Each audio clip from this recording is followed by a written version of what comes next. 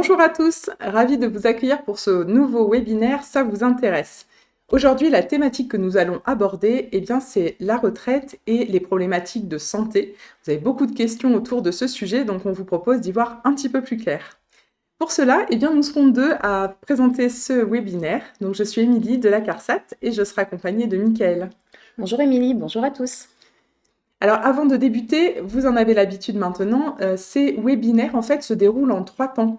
Le premier temps sera vraiment consacré à de l'information sur les dispositifs retraite, sur la législation. Puis ensuite viendra le moment de la rubrique En quelques clics de Mickaël qui vous donnera des astuces pour l'utilisation des services en ligne. Et enfin, pour terminer cette présentation, on répondra à vos questions. En effet, vous avez la possibilité, dans le fil de conversation, vous avez une petite bulle questions-réponses. Vous avez la possibilité de poser vos questions tout au long de cette présentation. Nous avons une équipe de modératrices, Marlène et Clairvia, qui sont là pour y répondre. Et puis vos questions les plus récurrentes seront sélectionnées pour qu'on puisse, avec Mickaël, apporter des réponses à la fin de cette présentation. Je vous propose de débuter dès maintenant avec donc la présentation des dispositifs retraite en lien avec l'inaptitude et le handicap.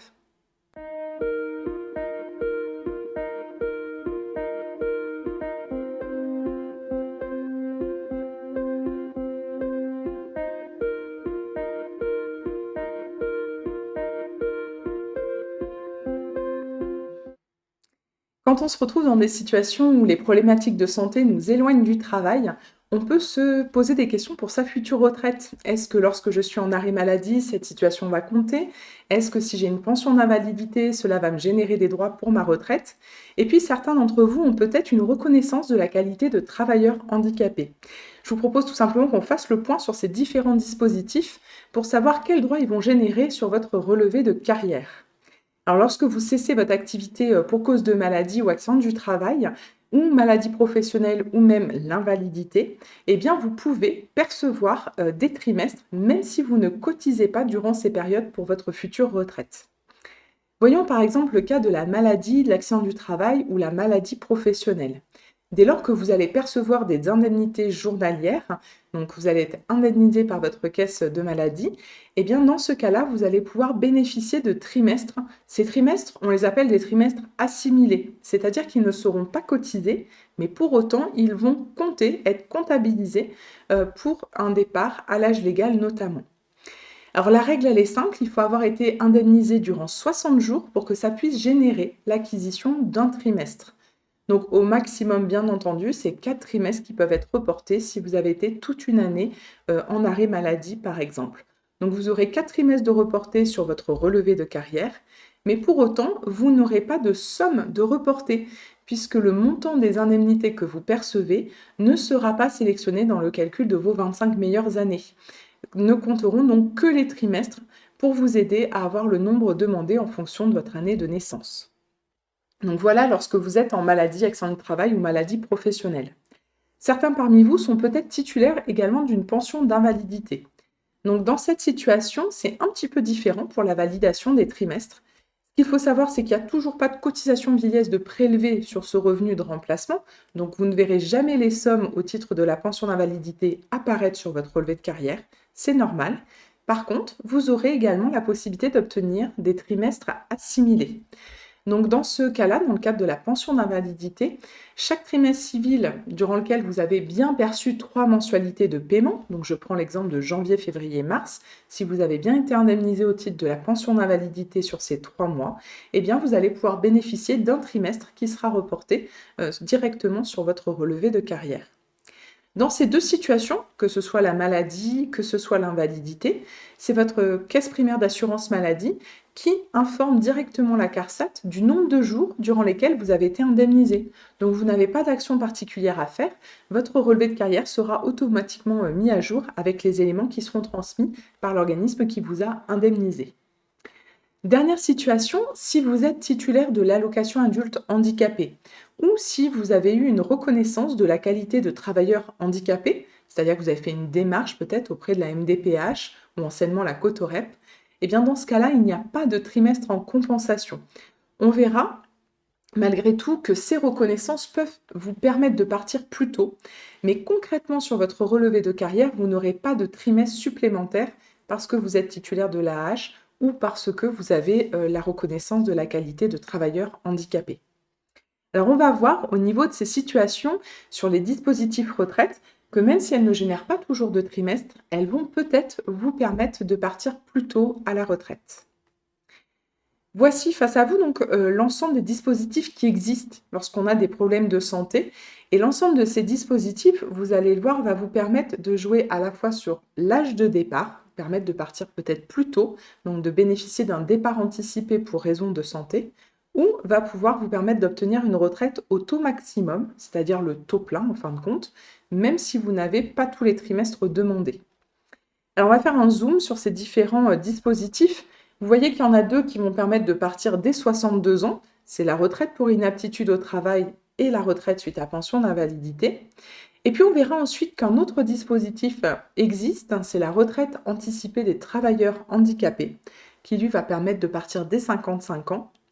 Et enfin, le dernier dispositif, c'est la retraite pour incapacité permanente, qui lui permettra de partir dès 60 ans dans certaines situations. Et là, on verra qu'on s'adresse uniquement aux personnes qui sont titulaires d'une rente accident du travail ou maladie professionnelle. Donc le but, voilà, c'était de vous présenter ce panorama. Et maintenant, on va rentrer un petit peu plus dans le détail de chacun de ces dispositifs. On va débuter avec la retraite pour inaptitude au travail. Alors, dans certaines situations, on est d'office, en fait, reconnu inapte au travail. Je pense notamment aux personnes qui sont titulaires de l'allocation adulte handicapé, qui ont l'AAH, et bien directement, elles sont reconnues inaptes au travail. D'autres personnes le sont également. Ce sont toutes les personnes qui sont titulaires de la reconnaissance de la qualité de travailleur handicapé. Donc, il y a un taux de RQTH qui a été reconnu supérieur ou égal à 50%. Dans ces deux situations, eh bien, dès 62 ans, vous allez pouvoir bénéficier d'un départ anticipé et vous allez pouvoir bénéficier d'une retraite entière, quel que soit en fait le nombre de trimestres que vous avez obtenu. Donc ça, c'est uniquement pour les personnes qui ont déjà une reconnaissance. La situation est identique pour les titulaires de la pension d'invalidité, et ça, quelle que soit la catégorie de pension d'invalidité que vous percevez, vous allez pouvoir aussi bénéficier d'un départ dès 62 ans.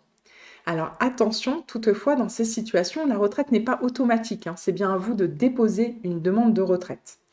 Donc pour les personnes qui ont déjà une reconnaissance, il faudra juste nous transmettre le justificatif qui prouve que vous avez un taux, par exemple, supérieur à 50%, ou une attestation de la CAF comme quoi vous percevez l'AAH, l'allocation adulte handicapé.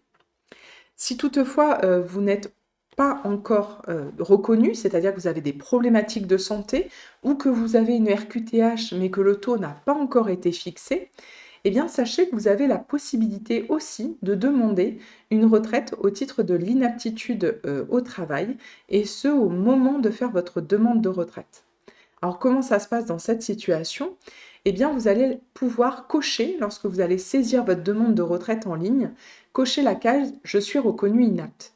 Vous allez pouvoir accéder au téléchargement d'un rapport médical que vous voyez à l'écran. Et ce rapport médical, vous allez devoir le faire compléter par votre médecin traitant, puisque si vous n'avez pas encore de reconnaissance, il va falloir donc justifier avec des pièces médicales. Donc ce document, c'est vraiment votre médecin traitant qui le complète. Vous remplissez la partie administrative de la demande de retraite en ligne et ensuite vous nous transmettrez donc ce questionnaire médical directement à la CARSAT.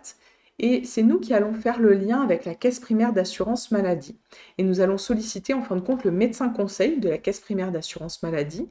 Et c'est lui qui statuera sur votre reconnaissance d'inaptitude.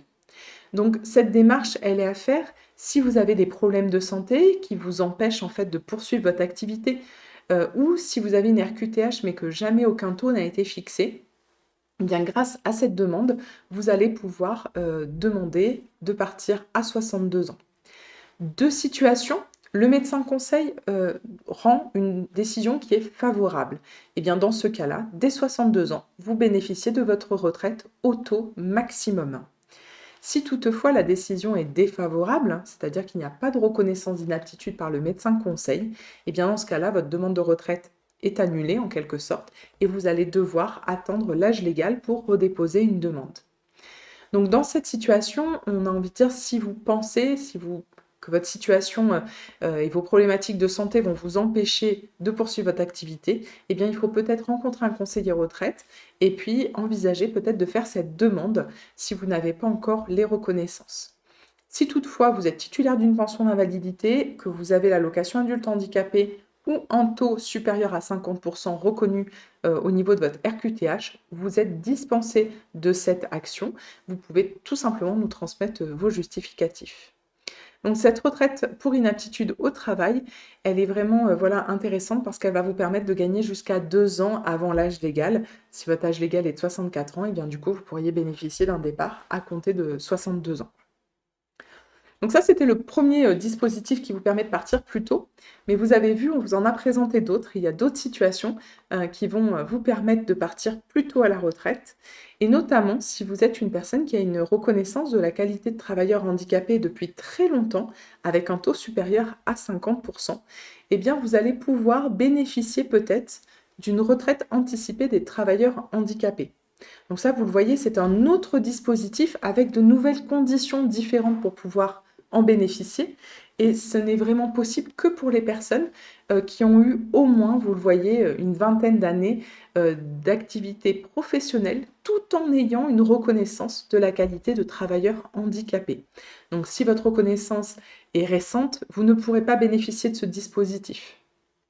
Vous avez les conditions en face de vous qui s'affichent. Eh bien, en fait, c'est par rapport à votre année de naissance que va être fixé le nombre de trimestres cotisés, c'est-à-dire un nombre de trimestres que vous avez obtenu grâce à votre activité professionnelle. Et ce nombre de trimestres, il faut bien entendu l'avoir réalisé tout en ayant en fait une reconnaissance de travailleur de RQTH, donc de la qualité de travailleur handicapé. Donc, on peut prendre peut-être un exemple pour une personne qui est née justement en 1967, qui voudrait partir à compter de 55 ans. Eh bien, vous voyez que en fait, il y a un nombre de trimestres, de 110 trimestres qui est demandé, et on va, nous, côté technicien retraite, vérifier l'éligibilité au dispositif. Vous allez devoir nous transmettre tous vos justificatifs de reconnaissance de la qualité de travailleur handicapé et nous comparerons avec le nombre de trimestres cotisés durant ces périodes-là. Donc cette démarche, pour pouvoir obtenir une attestation de départ anticipé, vous pouvez la réaliser 9 mois avant bien le point de départ de votre retraite. Donc si vous pensez être éligible parce que vous avez toujours eu la reconnaissance de qualité de travailleur handicapé, vous pouvez le faire 9 mois avant vos 55 ans. Ça vous permettra d'avoir une information précise sur la date de départ. Encore une fois, si vous bénéficiez de cette retraite anticipée des travailleurs handicapés, eh bien vous aurez forcément un taux plein, c'est-à-dire le taux maximum, même si vous n'avez pas le nombre de trimestres fixé en fonction de votre âge légal, puisque là, c'est autre chose qui se joue, c'est vraiment la durée cotisée en fonction de votre reconnaissance de travailleur handicapé. Donc ce dispositif peut être intéressant.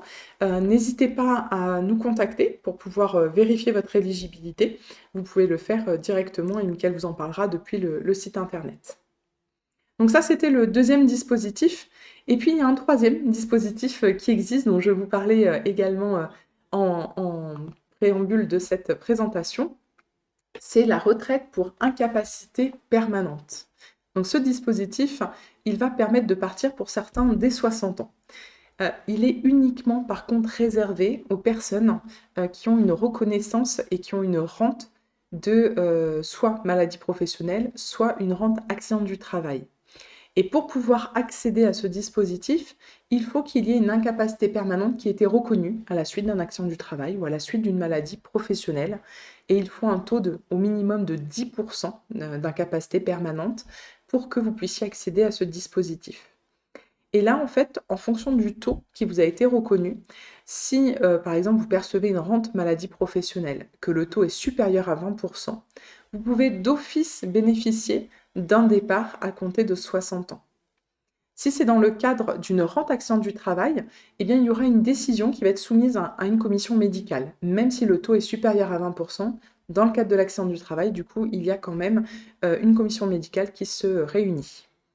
Et puis, si vous êtes dans une situation où votre taux est entre 10 et 20%, le départ pourra être possible, mais il pourra être envisagé 2 ans avant votre âge légal uniquement.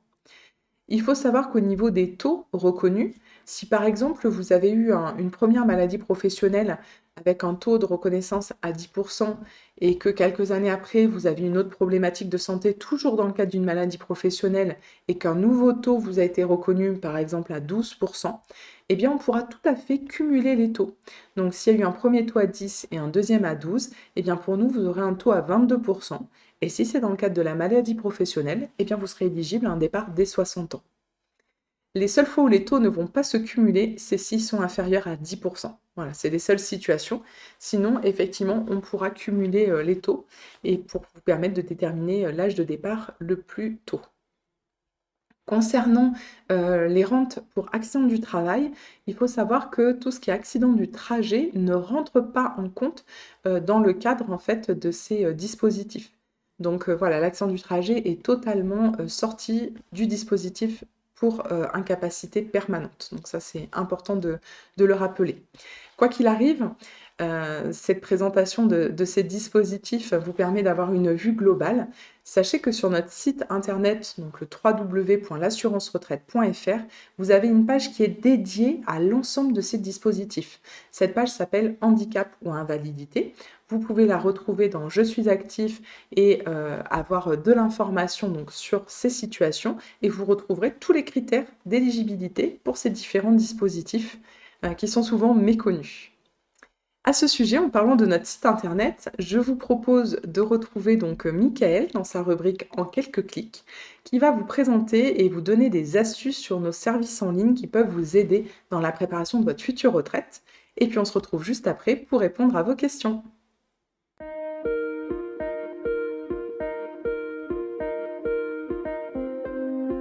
Grâce à votre espace personnel, vous allez pouvoir rester acteur de votre retraite. Nous allons voir ensemble les 4 principales démarches qui vont vous permettre de simplifier votre passage à la retraite. Le premier, eh bien, ça va être consulter Ma carrière. C'est ce qui va servir de base pour le calcul de votre retraite. Ça doit être le reflet aussi bien de votre situation professionnelle que de votre situation personnelle. Au besoin, vous pouvez effectuer les mises à jour directement depuis votre espace personnel. Le second, eh bien, ça va être estimer le montant de ma retraite. L'outil se projette une fin d'activité à partir de la dernière situation. Si toutefois on a déjà connaissance de votre invalidité, l'outil eh bien, va le prendre en considération pour effectuer l'estimation.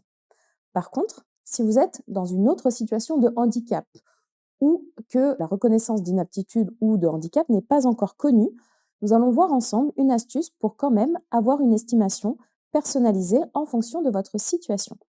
Pour ce faire, on va aller directement sur la messagerie de votre espace personnel en cliquant ici sur votre nom, puis sur Ma messagerie. Et on va pouvoir ici utiliser Poser ma question à un conseiller. On va valider nos coordonnées. Et là, à travers le thème, on va choisir le deuxième. Je souhaite connaître la date et le montant de ma retraite. Et là, je vous inviterai dans la question à pouvoir préciser votre situation. Si votre reconnaissance est déjà effectuée ou si toutefois, eh bien, vous êtes dans une situation peut-être médicale qui fait qu'il n'y a pas encore de statut, toutes les informations sont importantes à noter pour qu'on puisse eh bien, vous envoyer une estimation personnalisée en fonction de votre situation ou reprendre contact avec vous pour avoir plus de précision. La réponse du conseiller sera ici dans Mes nouveaux messages et vous pourrez le consulter et ensuite ce sera également dans les archives. On va revenir sur Mes démarches. Donc là, voilà, on a vu ensemble les éléments qui vont vous permettre d'avoir une vision assez juste de votre situation face à la retraite. Par contre, rien ne remplacera jamais le rendez-vous que vous pouvez avoir avec un conseiller retraite pour venir valider ces informations. Du coup, vous avez la possibilité ici de prendre ou gérer un rendez-vous. Ça vous permet d'avoir 3 types de rendez-vous, un rendez-vous visio en physique ou un rendez-vous téléphonique. Donc là, par exemple, je prépare ma retraite pour faire le point sur votre situation. Et vous voyez, vous avez ici eh bien, les différents horaires avec la date en fonction de vos disponibilités. Si vous n'êtes disponible, par exemple, que certains jours, vous pouvez le sélectionner ici. On va reprendre ici dans Mes démarches et on va voir, une fois que vous avez bien fait le point sur votre situation, que vous connaissez votre point de départ, 5 mois avant, on va vous inviter à effectuer la demande de retraite en ligne ici. Donc, effectuer ma demande de retraite. Là, vous allez pouvoir, à partir de votre numéro de sécurité sociale, l'outil va reconnaître l'ensemble des régimes auprès desquels vous avez cotisé. Comme ça, en une seule démarche, vous allez pouvoir déposer votre demande de retraite auprès de tous les régimes en une seule fois. Et également de transmettre les justificatifs. La liste des justificatifs demandés s'actualise en fonction des réponses que vous apportez. Par contre, si vous demandez une retraite pour assurer handicapé, c'est-à-dire que vous avez une reconnaissance à plus de 50% et que vous avez travaillé au moins 20 ans avec cette reconnaissance, potentiellement, vous pourriez partir dès 55 ans. Ou si vous êtes en retraite pour incapacité permanente, donc que vous avez un taux d'incapacité suite à une maladie professionnelle ou un accident du travail, eh bien pour ces deux types de retraite, ce sont des exclusions au niveau de la demande de retraite en ligne, mais je vais vous montrer comment vous pouvez nous envoyer la demande de façon dématérialisée pour un traitement beaucoup plus rapide. Pour ce faire, on va retourner ici sur votre messagerie en cliquant sur votre nom, ma messagerie, et là, vous allez pouvoir utiliser transmettre mon formulaire. Vous sélectionnez ici le type de formulaire que vous souhaitez nous envoyer. Donc, par exemple, la demande d'attestation de départ anticipé pour les assurés handicapés, ce qui permettra de venir vérifier que vous remplissez bien les conditions pour pouvoir partir à partir de 55 ans dans ce cadre-là. Et donc, vous avez ici le formulaire. Il faudra le télécharger, l'imprimer et le compléter. Et ensuite, vous pourrez nous le joindre ici dans «Joindre mon formulaire», allez chercher là où vous l'avez enregistré sur votre ordinateur et ensuite vous cliquez sur «Envoyer». Donc vous voyez, jusqu'à maintenant, c'est très simple, vous avez juste complété le formulaire, on ne vous a pas demandé de justificatif. Vous allez recevoir un accusé de réception de la part du technicien, comme quoi on a bien pris en compte votre demande. Et ensuite, dans «Mes échanges de documents», ici, vous aurez la liste des liens qui vous permettra de nous transmettre les justificatifs qui sont demandés. La première étape, c'est de nous envoyer uniquement donc, le formulaire complété. Vous recevez un accusé de réception. Le technicien prend compte votre demande en fonction des réponses que vous avez apportées et il vous envoie les liens pour que vous puissiez nous envoyer les justificatifs. Donc, c'est beaucoup plus simple parce que vous n'avez pas à vous poser la question sur les justificatifs à nous transmettre. Et c'est beaucoup plus rapide puisqu'il n'y a pas de délais postaux et ça se fait très vite au niveau des échanges avec le conseiller en charge de votre dossier. Donc, vous le voyez, deux possibilités, soit la demande de retraite en ligne, et là, ça envoie à l'ensemble des organismes auprès desquels vous avez cotisé. Et si toutefois vous faites partie des deux seules exclusions, donc retraite pour incapacité permanente ou retraite anticipée des assurés handicapés, là, dans ce cas-là, vous utilisez transmettre mon formulaire. La toute petite précision que je voulais vous apporter sur la demande de retraite en ligne, c'est que même si vous n'avez pas encore de reconnaissance pour inaptitude, lorsque vous faites votre demande de retraite en ligne, vous pouvez cocher «Je suis reconnu inapte». Vous allez alors pouvoir télécharger le formulaire médical à faire remplir par votre médecin traitant, que vous pourrez nous joindre sous pli pour pouvoir ensuite que l'étude soit faite et le médecin conseil statuera ou non sur la reconnaissance pour inaptitude qui vous permettrait de partir dès 62 ans dans ce cadre-là. Donc vous le voyez, c'est très simple. À tout moment, vous restez accompagné. Posez ma question, ça vous permet vraiment de sécuriser toutes les démarches et les informations et la prise de rendez-vous. Donc à travers l'espace personnel, on voit qu'on peut vraiment rester acteur de sa retraite. Et maintenant, je vous propose de passer à la troisième et la dernière étape de ce webinaire, le temps de questions-réponses avec Émilie.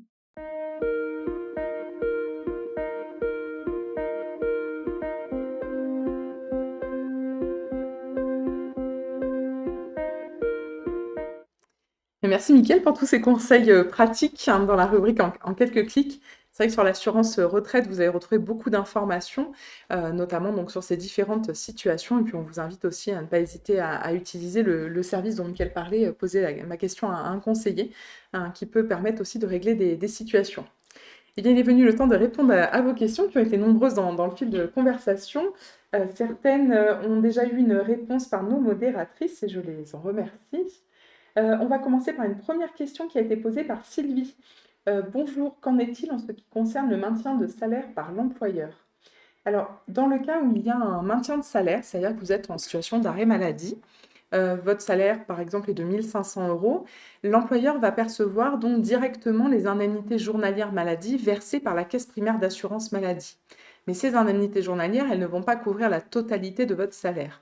Admettons qu'elles s'élèvent à 1 000 € par mois. Eh bien, sur le complément de salaire qui va être réalisé par votre employeur, il va être en fait à hauteur de 500 € par mois pour que vos indemnités journalières maladie de 1 000 € plus le maintien de salaire de 500 € soient équivalents au salaire que vous aviez. Dans ce cas-là, eh bien, vous n'allez quand même pas cotiser sur les 1 000 € d'indemnités journalières maladie versées par la caisse primaire d'assurance maladie.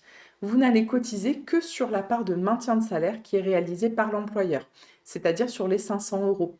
Donc, lorsque vous allez consulter votre relevé de carrière, si vous avez été 1 mois ou 2 mois en arrêt maladie, eh bien, forcément, votre salaire reporté eh bien, aura une baisse par rapport à l'année précédente, si c'est une année où vous n'aviez pas été en arrêt maladie. Voilà comment ça se passe au niveau du maintien du salaire. Donc, c'est vraiment que sur cette partie maintien de salaire qu'il y a une cotisation retraite qui est prélevée sur le montant total des indemnités journalières maladie versées par la CPAM à votre employeur. Et bien, dans ce cas-là, ça ne sera transparent en quelque sorte. Il n'y a pas de cotisation retraite de prélevée. Donc, lorsque vous regardez votre bulletin de salaire, il faut bien regarder la ligne de la base soumise à la cotisation vieillesse pour voir eh bien, le montant qui sera reporté sur votre relevé de carrière. Donc même si vous, dans le net qui vous est payé, vous êtes bien à 1 500 €, vous ne voyez pas de baisse, sur les cotisations prélevées, ça n'est que sur la partie maintien de salaire. Donc voilà pour la question de Sylvie. On a ensuite, hop, on va prendre les autres questions.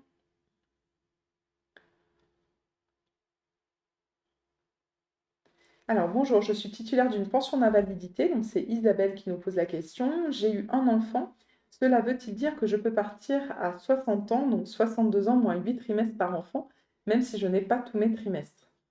Alors Isabelle, au niveau du départ, donc là, comme on l'a indiqué, vous avez une pension d'invalidité, donc effectivement, vous êtes éligible à un départ à 62 ans. Toutefois, les trimestres pour enfants ne vont pas vous permettre d'anticiper le départ par rapport à ce dispositif de départ anticipé pour raison de santé. Donc même si vous avez eu un enfant, du coup, ça ne vous permettra pas de partir avant 62 ans. La prise en compte des trimestres pour enfants peut être effective et le sera à compter du 1er septembre 2026, mais dans le cadre d'un départ anticipé pour carrière longue.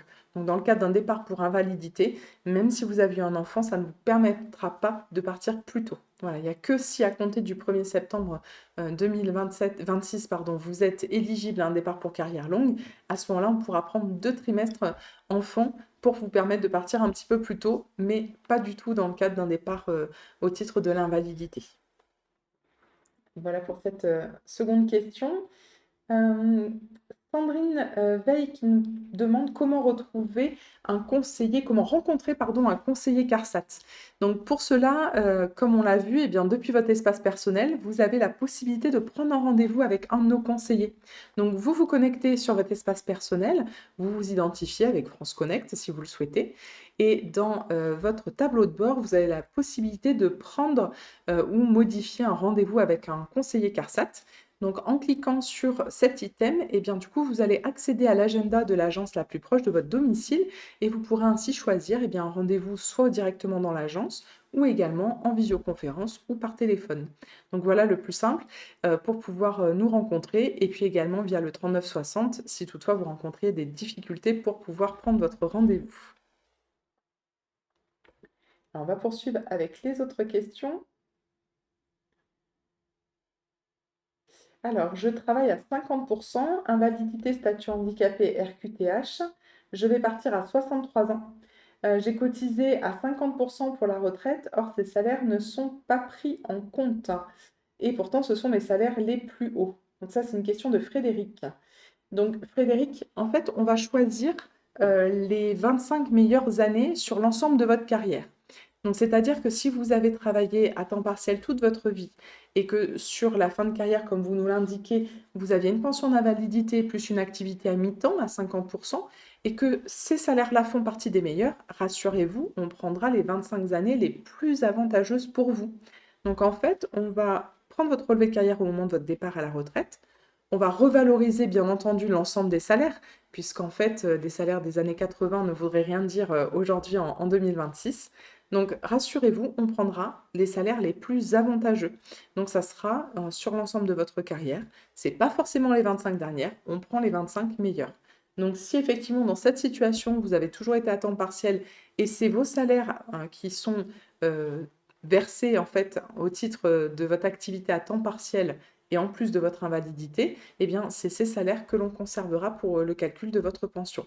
La seule chose, c'est que ce que vous percevez au titre de la pension d'invalidité ne rentrera pas en compte, voilà, dans le calcul de ces 25 meilleures années.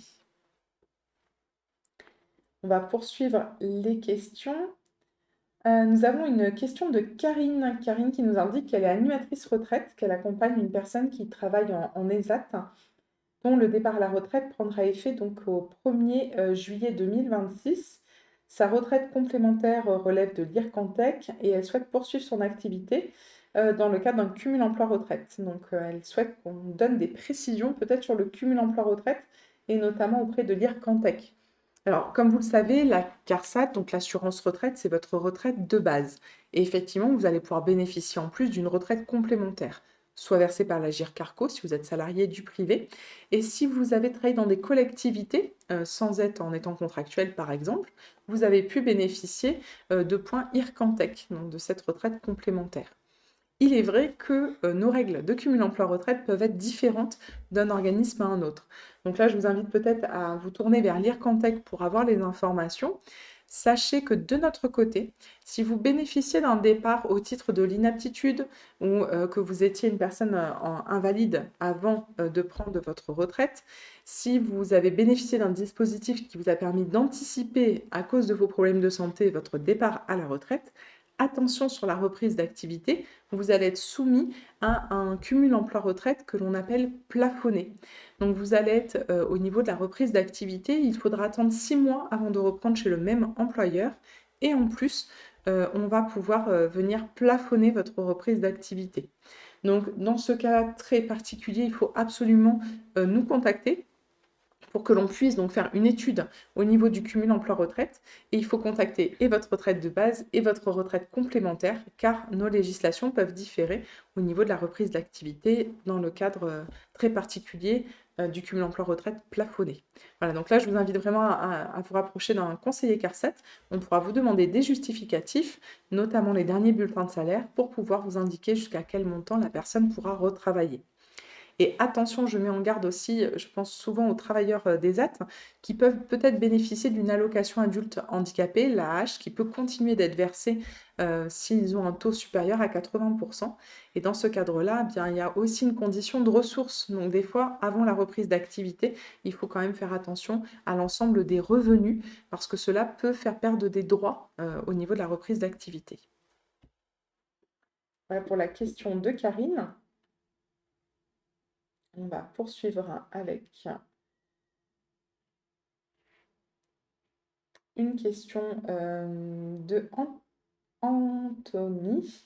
Je suis accidentée du travail avec rente en invalidité deuxième catégorie depuis juin 2024 et reconnue à 50% comme travailleur handicapé depuis plus de 20 ans. Quand est-ce que je peux demander ma retraite? Donc dans ce cadre-là, Anthony, s'il y a eu du coup une reconnaissance depuis plus de 20 ans, et bien peut-être que vous allez être éligible au dispositif que j'ai présenté qui s'appelait donc la retraite anticipée pour les travailleurs handicapés. Donc là, il faut vraiment nous contacter. La possibilité, tout simplement depuis votre espace personnel, de télécharger une demande d'attestation de départ anticipé pour les travailleurs handicapés.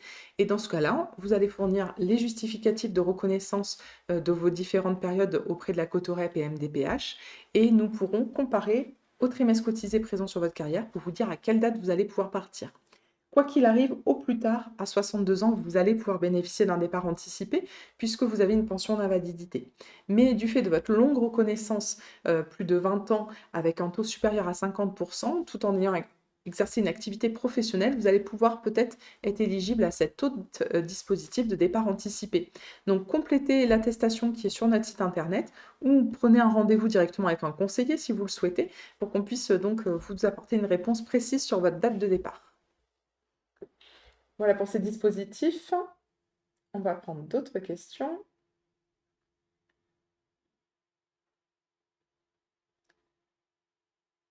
Alors, où puis-je trouver mon relevé de carrière? Donc ça, c'est une question de Frédéric. Donc votre relevé de carrière, Frédéric, vous pouvez le trouver depuis votre espace personnel directement. Donc vous allez pouvoir télécharger le relevé individuel de situation qui vous permettra d'avoir la totalité en fait de vos droits. Donc tant pour la retraite de base que pour la retraite complémentaire. Et puis vous avez la possibilité juste aussi de pouvoir consulter votre carrière avec les différentes périodes qui sont reportées. Ça vous permettra de vérifier que tout est juste. Donc directement sur le tableau de bord depuis votre espace personnel.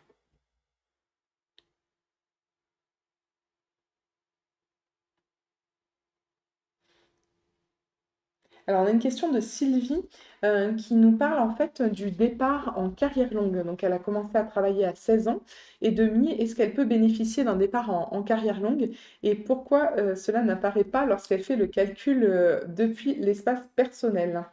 Alors, depuis votre espace personnel, la possibilité de faire des estimations pour un départ ne va fonctionner que si votre carrière est à jour, Sylvie. Donc, il est vraiment important en amont que votre carrière ait été complètement validée, que tout soit bien reporté. Et normalement, notre logiciel détecte automatiquement si vous êtes éligible ou pas à un départ en carrière longue. Donc, la seule chose qui pourrait fausser en fait la date de départ, c'est si votre carrière n'était pas à jour ou si vos enfants n'étaient pas reportés dans ce cadre-là. Si vous souhaitez en savoir un petit peu plus, ben, pareil, je peux vous inviter à contacter peut-être un conseiller retraite pour que l'on puisse valider avec vous s'il manque des éléments sur votre carrière. Mais normalement, voilà, sur le service en ligne, de façon automatique, on vous donne l'âge de départ au plus tôt. Mais comme on vous l'a indiqué, il n'y a que lorsqu'il y a des situations de handicap ou d'incapacité que le logiciel ne peut pas le détecter. Mais dans le cas d'une carrière longue classique, normalement, ça, vous avez une réponse automatique.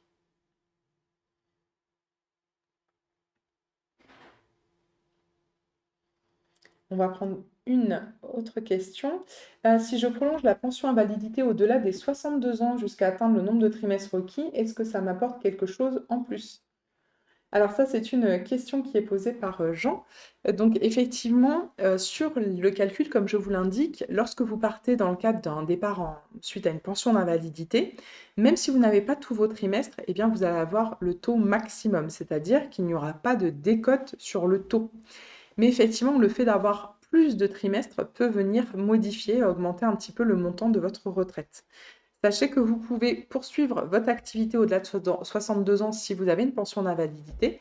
Et ça, je vous invite à faire le point avec la caisse primaire d'assurance maladie sur les conditions, mais c'est tout à fait envisageable de pouvoir continuer. Vous n'êtes pas obligé de cesser votre activité et vous pourrez continuer à bénéficier un temps de la pension d'invalidité en plus de vos revenus, et ce, même après 62 ans. Mais vraiment en amont, je vous invite à faire le point avec la caisse primaire d'assurance maladie concernant les conditions.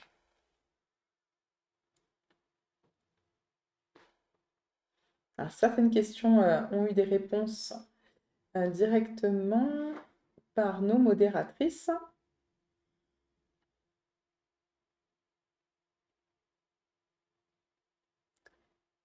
Alors, une question. Bonjour, pour faire une demande d'allocation supplémentaire d'invalidité, comment ça se passe? Effectivement, lorsqu'on part un petit peu plus tôt à la retraite, on peut bénéficier en fait d'une allocation supplémentaire d'invalidité. Donc cette allocation, vous pouvez la faire directement sur notre site internet, c'est-à-dire que vous allez aller dans la rubrique messagerie, télécharger mon formulaire et vous allez pouvoir obtenir ici le formulaire de l'allocation supplémentaire d'invalidité.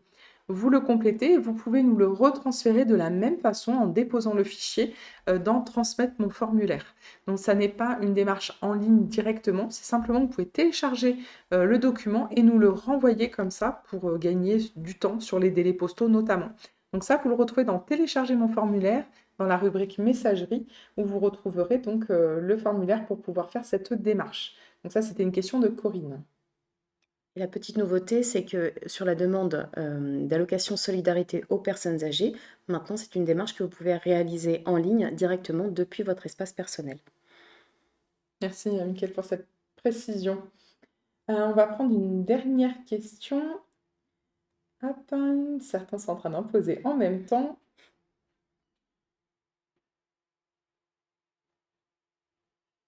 Alors, est-ce que la CARSAT informe la caisse primaire d'assurance maladie du départ en retraite pour l'arrêt de la pension? Euh, Par principe, la caisse primaire d'assurance maladie, si vous ne les contactez pas pour leur dire que vous voulez poursuivre votre activité lorsque vous êtes en invalidité, d'office, votre pension d'invalidité cessera. Donc, c'est à vous, en fait, en amont, de dire si vous voulez poursuivre l'activité, donc de signaler à la caisse primaire d'assurance maladie que vous souhaitez poursuivre l'activité. Sinon, la pension d'invalidité cessera d'être versée. Donc, de façon automatique, il y a un lien quand même qui est fait en amont, c'est-à-dire que 8 mois, 8 à 9 mois avant vos 62 ans, la caisse primaire d'assurance maladie va vous informer qu'il faut faire vos démarches retraite parce que ce n'est pas automatique. Donc faites attention à cela, il faut bien déposer une demande de retraite en amont pour pouvoir faire en sorte qu'il n'y ait pas de rupture de ressources et que votre retraite prenne bien la suite à partir de vos 62 ans. Donc ça, normalement, vous êtes informé et il y a un envoi de demande de retraite qui est fait de façon automatique. Bien entendu, cela ne vous empêche pas de le faire en ligne. Parce que vous savez que l'avantage de la demande de retraite en ligne, c'est que vous allez pouvoir faire en une seule fois l'ensemble des démarches pour tous vos organismes retraite auprès desquels vous avez cotisé, que ce soit les retraites de base et les retraites complémentaires. Voilà, donc en fait, c'est plutôt dans le sens où si vous souhaitiez poursuivre votre activité, qu'il faut informer la caisse primaire d'assurance maladie pour que la pension d'invalidité puisse continuer de vous être versée. Et une autre question. Je suis au chômage en fin de droit, je suis en invalidité première catégorie. Donc ça, c'est Annie qui nous pose cette question. Est-il possible d'être reconnu en incapacité permanente, même si ce n'est pas une invalidité suite à une maladie professionnelle? Donc dans ce cadre-là, si vous avez une rente maladie professionnelle qui est versée à Annie, vous pouvez peut-être rentrer dans le dispositif effectivement de départ pour incapacité permanente.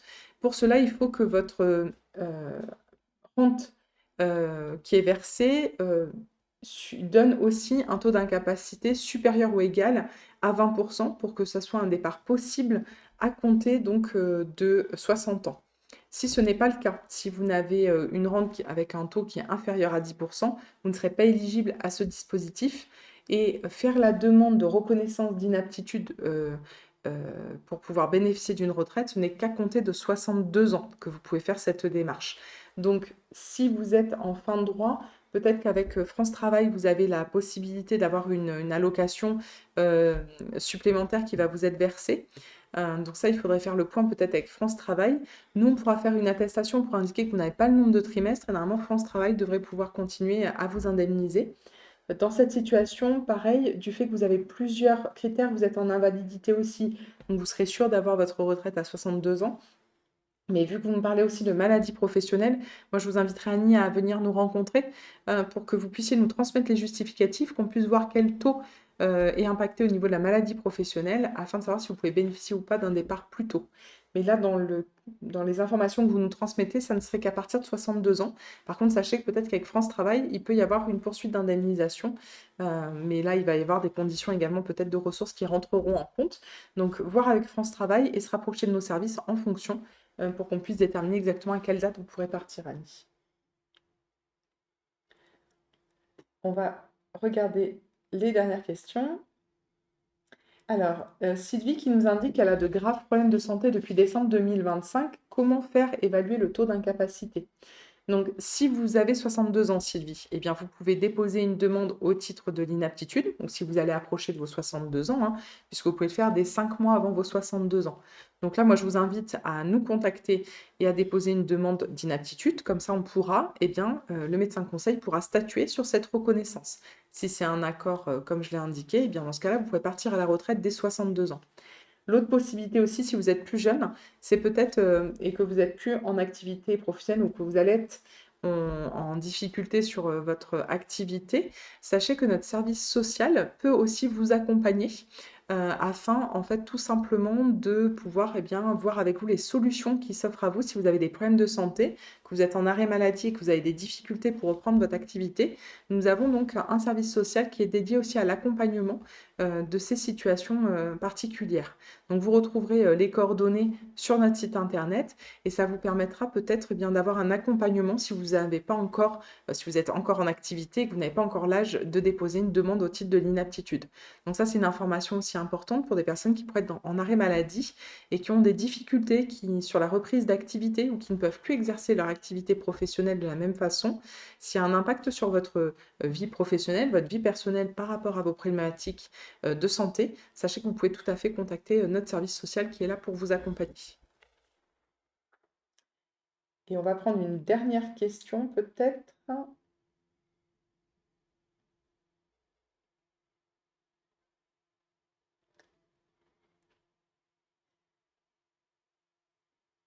Alors, Jean-Serge qui nous pose cette question.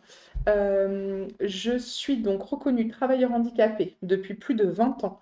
Je voulais savoir si l'AAH, donc l'allocation adulte handicapé, est conservée en cas de demande de retraite anticipée.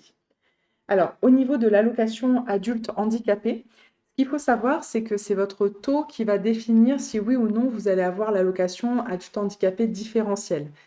Je m'explique. Si par exemple vous avez un taux qui est compris entre 50 et 80% au niveau de l'allocation adulte handicapé, du coup vous n'allez pas pouvoir bénéficier d'une AAH différentielle. Il n'y a que les personnes qui ont un taux supérieur à 80% qui vont pouvoir compléter leur retraite avec cette allocation adulte handicapé.